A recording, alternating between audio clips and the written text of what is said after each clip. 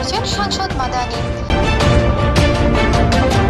হাজার বছরের শ্রেষ্ঠ বাঙালি জাতির জনক বঙ্গবন্ধু শেখ মুজিবুর রহমান ও তার পরিবারের শহীদ সদস্যদের নামে একটি ষাঁড় গরু কোরবানি দিয়ে গরুর গোশত গরিব, অসহায় ও হতদরিদ্র পরিবারের মাঝে বিতরণ করেছেন ধর্ম বিষয়ক মন্ত্রণালয় সম্পর্কিত সংসদীয় স্থায়ী কমিটির সভাপতি ও ময়মনসিংহ ৭ ত্রিশাল আসনের সংসদ সদস্য আলহাজ হাফিজ মাওলানা রুহুল আমিন মাদানী।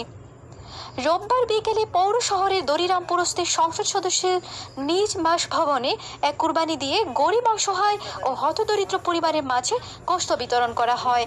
এ সময় মঠবাড়ি ইউনিয়ন পরিষদের সাবেক চেয়ারম্যান বীর মুক্তিযোদ্ধা আব্দুল মতিন, পৌর আওয়ামী লীগের সাবেক যুগ্ম আহ্বায়ক মকসুদুল আমিন মৃধা, উপজেলা ছাত্রলীগের সভাপতি হাসান মাহমুদ, সহ সভাপতি শফিউল্লাহ মুস্তফা মনির, পৌর ছাত্রলীগের সভাপতি মনোয়ার হোসেন সরকার ও অন্যান্যরা উপস্থিত ছিলেন।